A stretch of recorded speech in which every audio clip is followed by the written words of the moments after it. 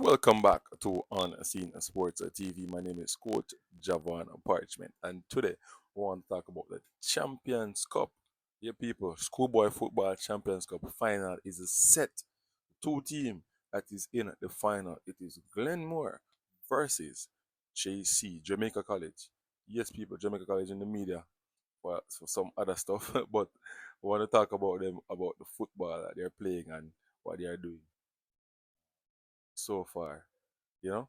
Also Glenmore as well, defeating Ocho Rios, the first game in the Champions Cup semi-final at the National Stadium last night.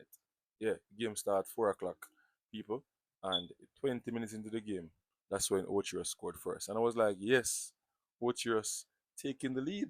Yeah, man, I said Ocho Rios taking the lead because I know the quality that Glenmore have, right? But I want the game to be competitive. I want the game to be competitive. So I'm saying yes, let's see the true Glenmore if they can come back and win the game, right?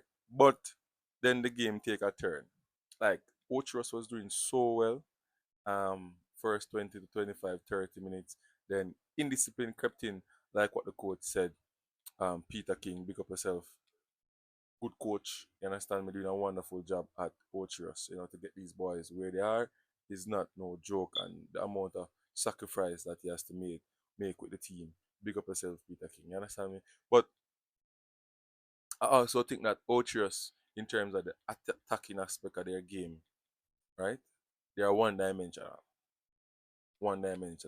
And to beat a team like Glenmore, you have to have an element of surprise. You have to have different ways to attack, stuff like that, right? And also defend properly as well because they have quality in terms of going forward. When they're going forward, they tend to slow down the game. They tend to play through the wide areas, and they have a good centre forward up there, which is Watson. Kirky, they call him Kirky. Quality centre forward, 30 odd goals in the season so far. So it's not a joke. It's not a joke when it comes on to how they attack. They attack different ways, right? So your attack have to be pretty good as well to come out victorious, in my opinion, against a Glenmore team. Because one thing that I've seen with Glenmore is that whenever the big games, they go in big games or they are down, they tend to come back up. The spirit they have now it is more than just talent. It is the guts, the art, the willingness to fight, and that is what I see in Glenmore teams. So they are difficult to beat. You understand me? Difficult team to beat. Um, for Ochros, I think they have to just brush off that last, 5-1 last. Peter King have just get into their brain now, talk to them about it, and just like they have nothing to lose. They are, in their history, right here in the semifinal at the Dakar Cup. Let's go again and ready to play Magrat. I definitely think that they can get a good result against Magrat. I think they are the better team in terms of gameplay, how they play. I think Magrat is one dimensional as well. But let's see how that turn out. But the Champions Cup game, I just think that Portugal's coach King needs to start to get them to attack in different areas and be confident on the ball in the midfield as well, you know, and so on. Playing it to Reed and the wide player, it becomes predictable. Becomes predictable. You know that Reed want to do is to turn, kick, or drive forward. Once you block those spaces, then what's the next thing that he's going to do? What's next? You understand? It's all about what's next. What you're going to do next if this happen in that scenario. And I think that is the issue with Ocho Rios. Now, JC versus Idel, people.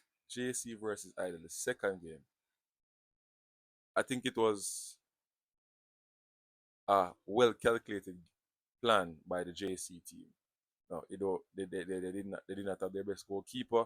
And funny enough, I think that coach for Anderson for Idel would have, you know, tell his team or prepare his team to take shots from the game start. Yeah, take shots from the game start. People, I was wondering why. Why, why, why?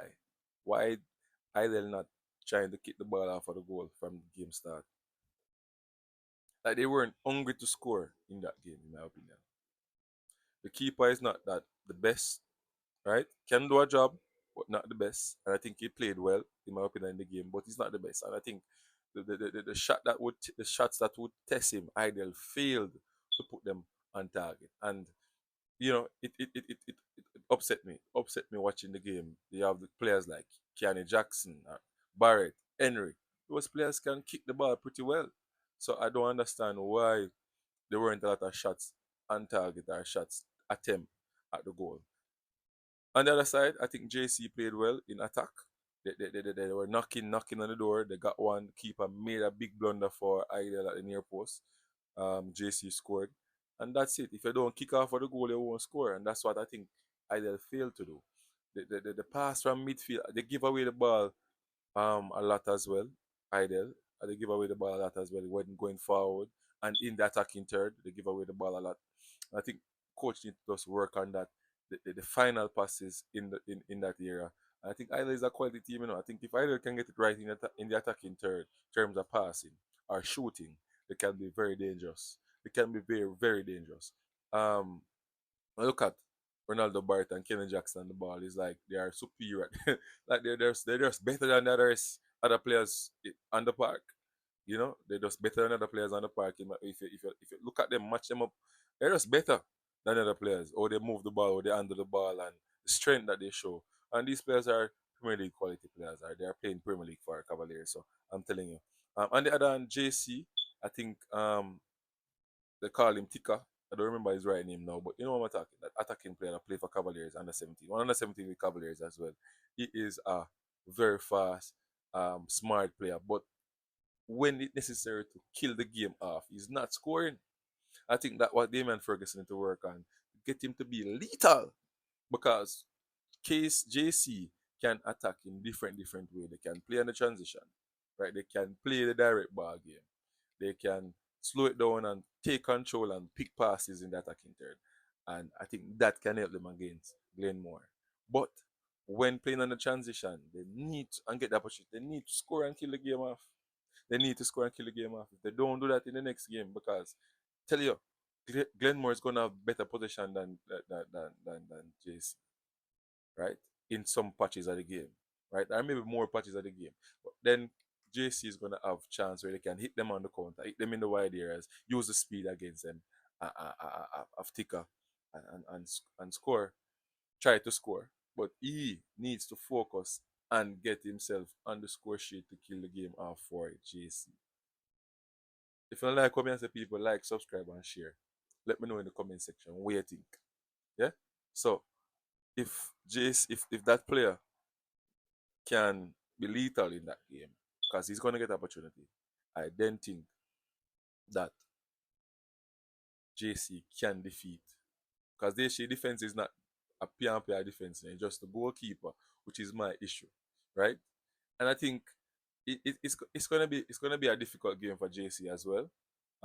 If let's look at it this way: if Peart and the players, or Peart don't tell the players to go out there and try to kick some shots on target, to try to test the goalkeeper from early, the intention from early to score, rather than coming out lackadaisical in most games that you know Glenmore play in the second half of the competition, where they start to play late and 20 minutes or team score 3 or 2 goals on them, then they start to play.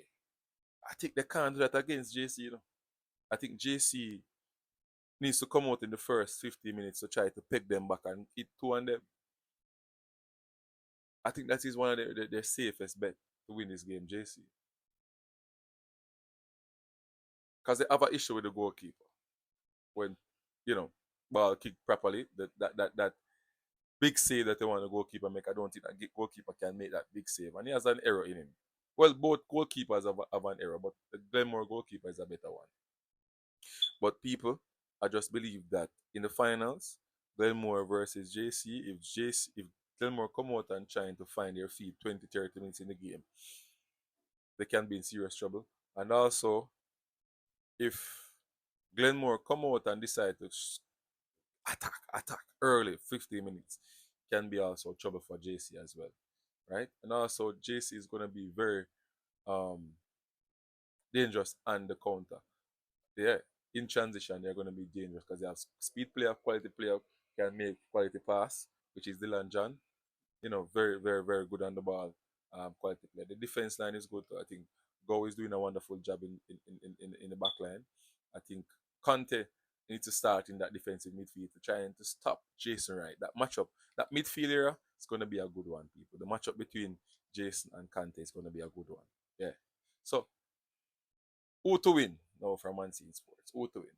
For me, I think Glenmuir have the better team, but the game can go either way because both teams attacking pretty well. They attack pretty well, and they have element of surprise and creativity in their team. But I'm going to give it to Peart. I think Peart is going to be a tactical game. I just think that goalkeeping is one of the most important thing, and that's where I think Gilmore have the edge.